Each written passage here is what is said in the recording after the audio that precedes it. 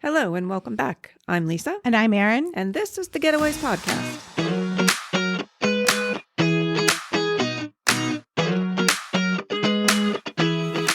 So can we talk about yesterday? Yes, let's do it. So much fun. We went to a champagne and wine festival in Amsterdam and also to a food truck festival. The largest food truck festival, I believe, in the world? I mean, I've never, ever seen so many food trucks in my life, and it was packed.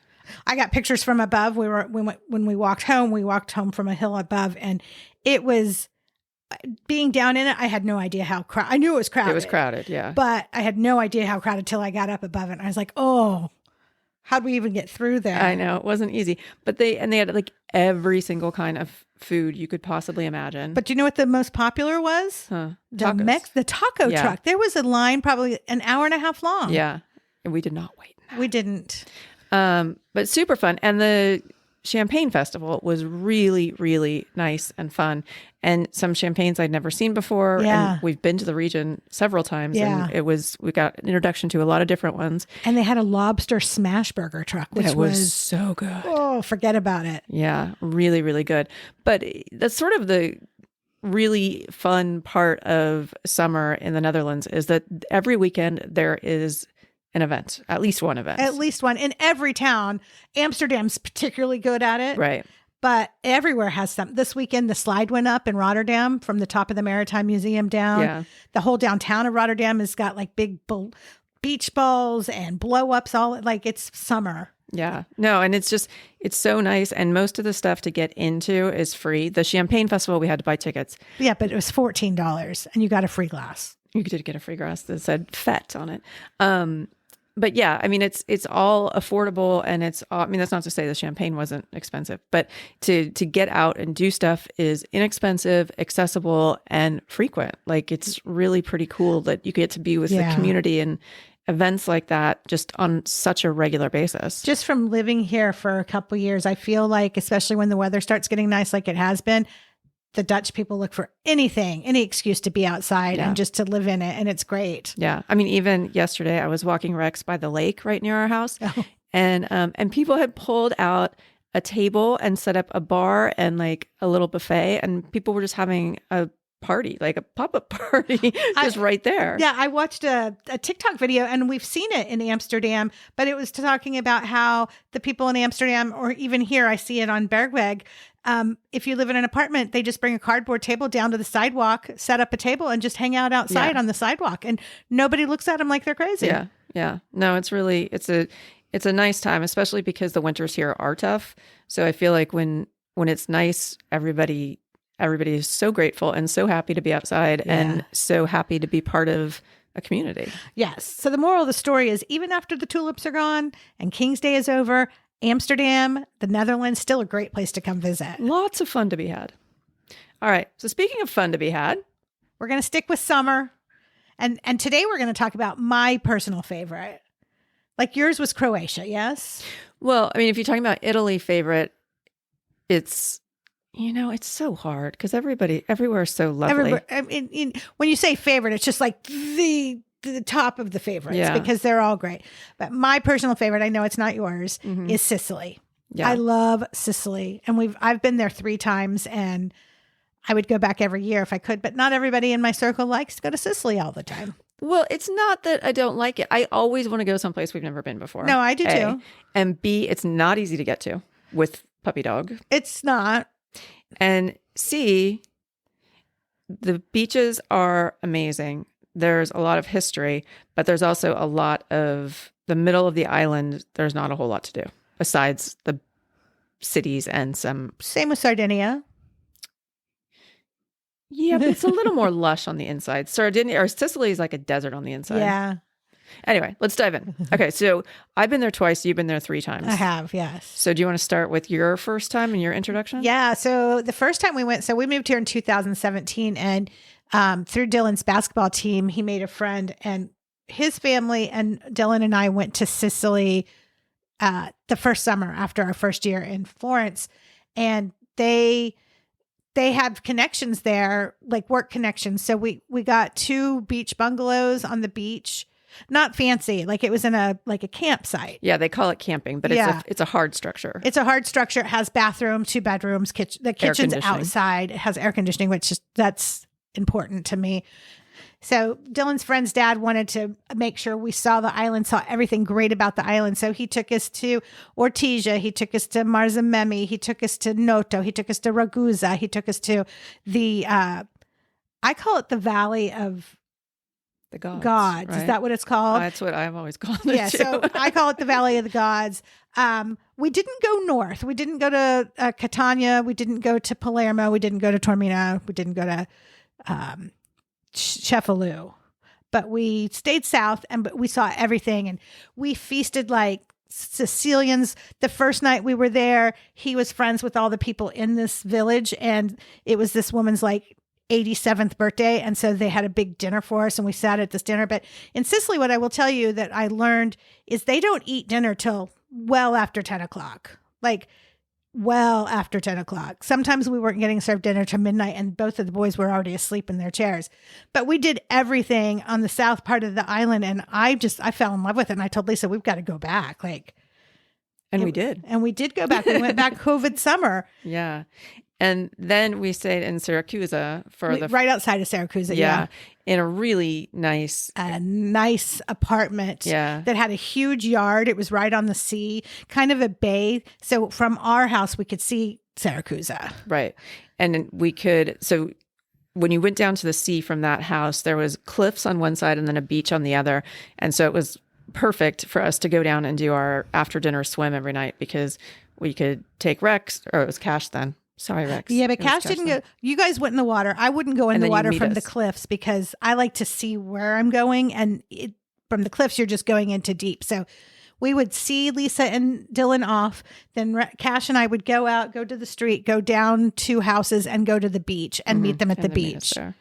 But we'd always watch the sunset out there. And it was just so beautiful. And we had this great yard, which I think one of the things that I may have said this before, that I love about Italian summers are eating outside and like having dinner in the patio or in the yard or the outdoor kitchen, the whole aspect. Like it's such a Italian staple thing to do. It feels so Italian and all you hear is clicking and people talking at that time of night because everybody's outside.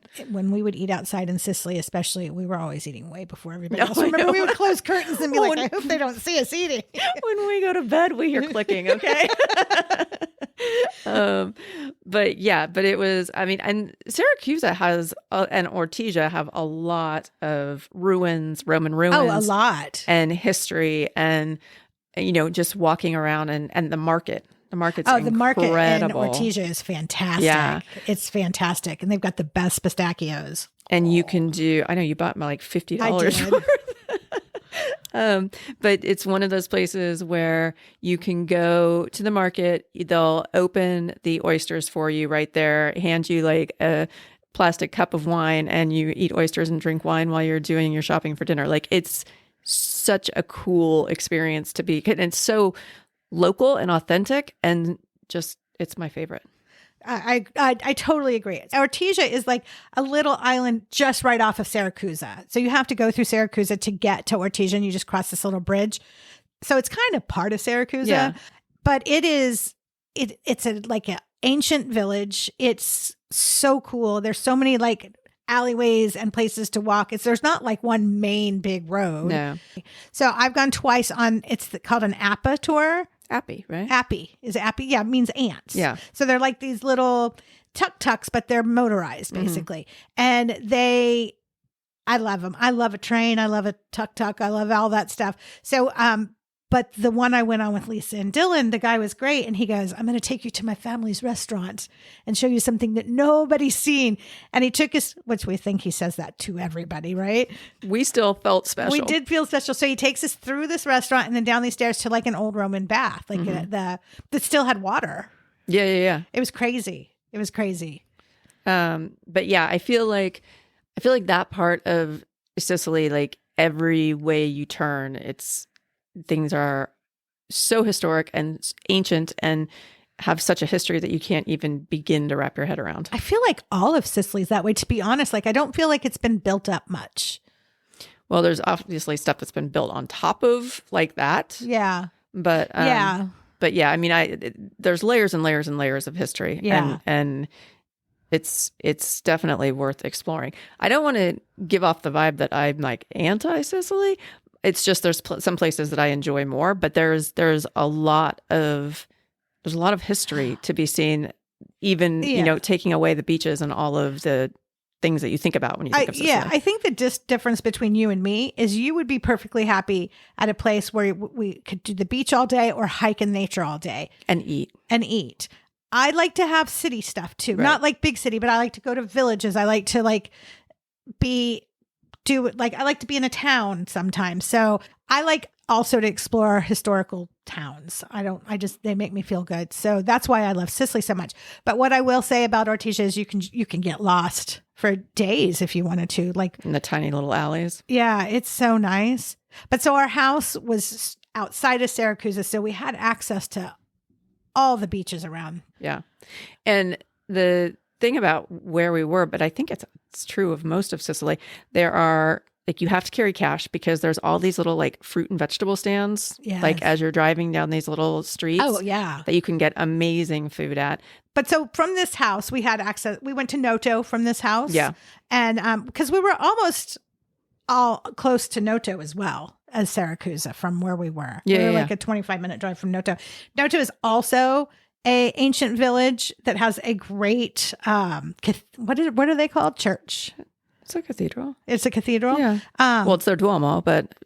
Like with a big staircase. It was, I love it. I love Noto. They have good gelato. I had my very first cannoli in Noto. You did? Uh-huh. In Noto? Yeah, at that. It was a restaurant down all the way past, like we walked for a bit, and I'm sure we were eating it like right at noon, remember? And it was off to the left. Oh, yeah. And there wasn't very many people there. There was hardly anyone there. Yeah, and there was no windows I think inside. we were eating it like... Oh, that was your first cannolo. The cannolo. That's a single cannoli. Oh, yeah. No, I don't think I had one, though. I think I had the two little ones. You didn't have them in Ortigia first? No. Oh. And that lunch was good, too. I think I have it on the website, but if not, I'll put it up there. I've got all the beaches. I've already got a beach guide up on the website, so you can check all that out because the beaches there are fantastic. And then, so we were at that house for 1 week or 2 weeks? We were... I don't remember because it was COVID summer and we went from there to Sardinia for a week. So we must have been 2 weeks because we spent 2 nights in Ragusa. Right. Which created a love for Ragusa that made us go back there the next time. Yeah. Which we fell in love immediately. We stayed in the coolest hotel. The coolest hotel. Yeah. And then the town is just really special. It's on a hill, so you have to be prepared to walk up, but it's a really cool town with great restaurants. So the town, we took the train ride in Ragusa because you love a train. I love a train. But it's a really cute town with really one main street. And then, offshoots, but we had great food there. Really nice shopping. We got, tablecloth. Your tablecloth. Yeah. Really just kind of a great place to get lost. And yeah, like you said, great gelato. Cash and I would walk along sort of the edge of the city, which is you kind of look down on a forest. Remember where we parked that one, like the first day? Yeah. Where there's it's a sidewalk, but it feels like you're in nature because there's all these like beautiful areas down below with water and trees and whatever.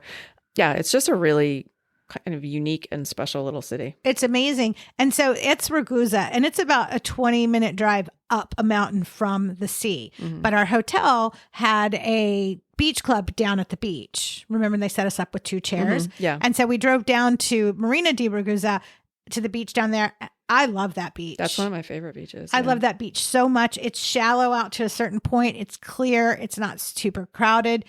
So, I mean, that's why we went back. We went back to stay in Marina di Ragusa the next time we went to Sicily. And I love the sand there because it's like there's little flecks of gold. And like if the sun hits it just right, like it's literally like gold and turquoise, like coming together between the water and the sand. And it's just really special. In 2022, we went back to Sicily with our friend Katie, and we stayed in Marina di Ragusa that time. And we went to the same beaches, but we did like a wine tasting. What's the vineyard? Donna Fugata. Donna Fugata. That was so nice. And it's the biggest wine in Sicily, I think.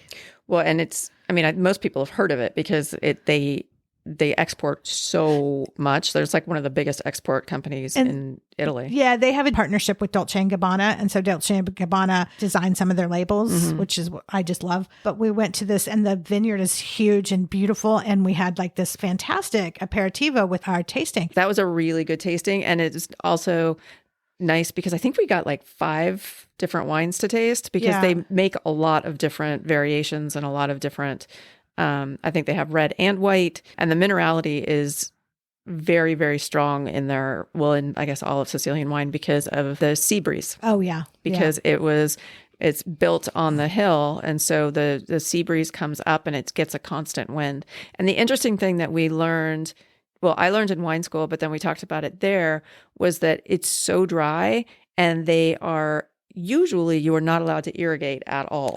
Right. And they don't actually have to, even though it's so dry, because they get so much of a sea breeze coming up and in, that it's incredibly rare that they actually have to use any sort of irrigation. So interesting thought. Interesting. Well, now, is Donna Fugata, would you consider that an Etna wine? No, right? No, but because that's Etna's on the other side. Yeah. But yeah, there's still a super high minerality because of the sea. If you haven't tried Sicilian wine, you should. It's really good. And what's nice about their reds is that they're like summery reds. I think when people think of red wine, they think of a little bit more wintry, a little bit more cold weather, a little more heavy. And that's not the case with Sicilian wines. So after Ragusa, on our way to Sardinia, we had to go out of Palermo. So we stopped for 2 nights in Taormina. And Taormina is beautiful.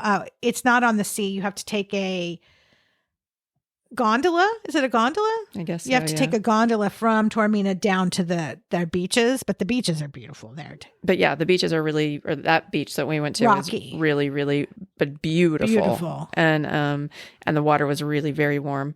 That's where all the fancy hotels of Taormina are, down there on the beach. Yeah, but Taormina is a little fancy in general. Taormina is a little fancy. It's fancy.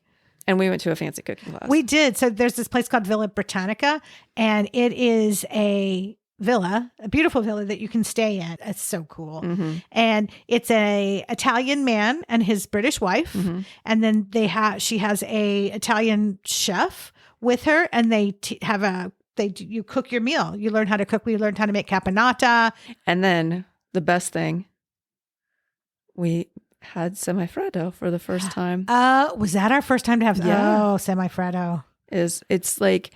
It's like half melted ice cream, but that doesn't really do it justice. With like ice crystals. And we had pistachio, right? And so there was like little chunks of nuts, and oh my God, like life-changing. It was a dream. Especially when it's that hot. It's like the perfect ending to a great meal. Like it was, and we cooked inside, and then and you feel like you're in your own kitchen with friends. Like she was great. Louisa, I think, was her name. Yeah, but so we cooked inside the kitchen, and then they brought our food when it was ready out to the terrace. And so, sea views, perfect food, because we made it, and just like such a fun experience. Definitely hit up Villa Britannica. Yeah, I mean, whether it's for a cooking class or just, I'm sure staying there is fantastic. Yeah, the rooms are beautiful. And I think they have another villa now too. I thought I saw that on her Instagram page. Also, we had great meals. Every meal we ate there was great. Yeah. So you can't go wrong in Taormina. It's hot.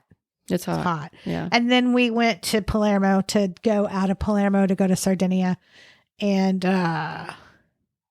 Palermo is a special place in terms of you have to pick and choose very carefully of where you go. And you wanted to avoid the port. And we didn't know that. And it is more convenient to be near the port to, get your ferry in and out. But I don't recommend it. Like once you get in from the port, I love Palermo. There's great stuff in there. But the port area was just a little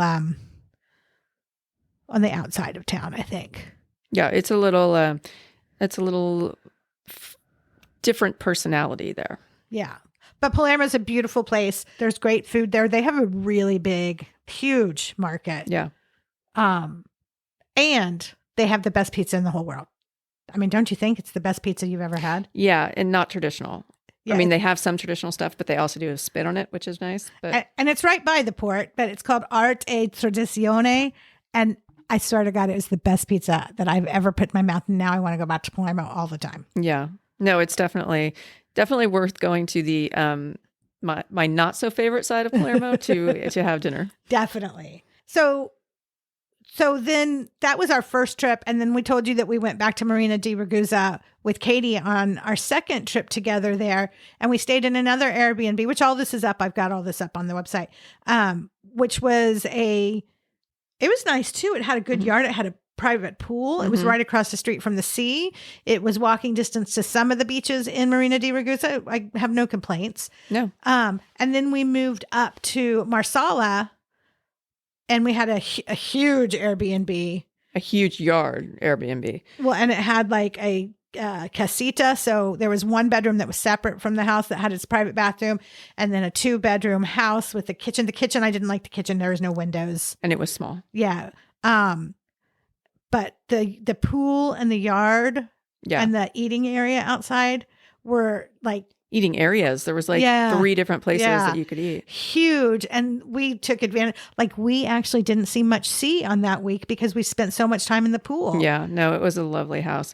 And walkable to the beach as well. And we did go. It's just, it wasn't like that wasn't our only option. So we used everything. But I will tell you, there has never been a happier dog than Rex in this house because he would run around and chase lizards and like tear around in circles and jump in the pool and go for a swim. And it was just the happiest dog alive. We found that Rex is a swimmer and he'll swim even if we're not there. So we had to keep a really big eye on him. Yeah, it was very cute. So we went to a Marsala wine tasting and we went to some salt mines, like where they do the salt. Well, not mines, but where they harvest sea salt. Yeah. And if you just note to the wise, don't drop your phone in the salt mine. Yeah, Lisa's phone was never the same after that. But it was cool because we got to do it ourselves too. Like we wore big wellies and did, like they gave us shovels and we got to like see exactly how it worked. And it was really, really pretty. It was. And we had great food. Like you just can't go wrong with food on the island of Sicily, I don't think.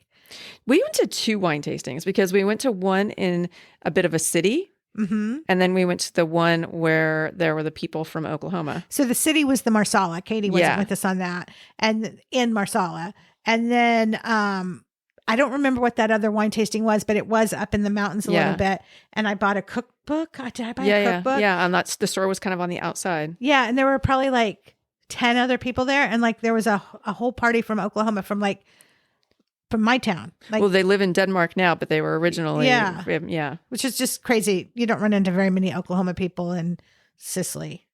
You should. In a random vineyard. People should go. It's nice. But yeah, I would definitely, Marsala was a cool area. Yeah. Not a whole lot to do on the inside. No. But the wine tastings and the water, definitely worth a visit. So I do want to get back and go to Catania. I've only flown into there before. I want to go to Cefalù. Yeah. We definitely have more exploring to do on the north. Yeah. But I could honestly go back and stay in Ortigia over and over, or Ragusa. Yeah. All right. So can we talk about the really important stuff? Yes, please. The food in general, like what's from there? Yes. So I'll let you start because I don't like this and you do. The arancini? Yeah. So arancini are, they're like rice balls, and the ones I like have like a ragu with peas in the center, and then they bread them and they deep fry them. Oh, they're so good. And then campanata is like a eggplant. Oh, campanata is my favorite. Eggplant, tomato, onion, raisin, often served like with bread. Like, so you sort of put it on as a crostini on bread. Yeah. Very tasty. I didn't think I would like it, but when we made it ourselves at Villa Botanica, now I just crave it all the time. Yeah. And then I love this pasta. I don't know that you love it as much as I do, but pasta alla norma. I don't mind it, but yeah. It's big chunks of eggplants, ricotta. Really nice. Obviously, and nice vegetarian. Yeah. Obviously cannolis. Right. And then my favorite breakfast. Do you want to? Well, I've never actually tasted it, so go ahead. So the Sicilians, they really know how to breakfast. They like to take a brioche bun and then just fill it with granita. I like to put lemon granita in mine. And you just kind of have a granita sandwich, and it's the best thing. But explain what granita is. Granita is... It's almost like a sorbet. Yeah, but there's not dairy in it. There's no dairy in sorbet. You're thinking of sherbet. I'm thinking of sherbet. Classy exchange. So it's like a sorbet, I guess, but a little crunchier, I feel like, to me. A little more icy. Yeah, because you can drink a granita too. Mm-hmm. But yeah, they load it up, and it's so good. And then Parmigiana di Melanzana is like the eggplant parmesan is also from there, which is really, really delicious with the layers of breaded eggplant, and cheese and tomatoes. Yeah. And Marsala wine and Etna wine. Yeah. All right. So we all know you'll go back anytime. Oh, totally. I would too. I would want to explore the north a little bit more and see some of those beaches. We didn't talk about our Jeep tour up to Mount Etna though. Oh, yeah. When we were in Taormina, we booked a Jeep tour that took us up to the volcano. Mm-hmm. And it was erupting. It was erupting. It was, yeah. I mean, as we're driving to go to it, we can just see smoke like pouring out the top. And we went down in like the caves. Yeah, I was a little scared. Yeah, we had to like have flashlights and helmets and climb down to lava tunnels. Yeah, underground. It was pretty cool though. And then we got to walk along. We did like a fairly decent hike along the volcano. Yeah. Like we were walking in the like ash and the rock. Yeah. Yeah, it was a good hike. It was cool. It was. And I think it was like half day, right? Because then they took us to a place to eat lunch, and then they took us back to our cars. Yeah. You need a car. You need a car in Sicily. Yeah, definitely. So even if you were to take the ferry over, you should rent. There's no trains in Sicily. There's no, I mean, I'm sure there are buses, but it's a big island. You need a car. Yeah. Yeah. And to go, like, if you want to do any wine tasting or anything like that, like, you got to go inland a bit. Yeah.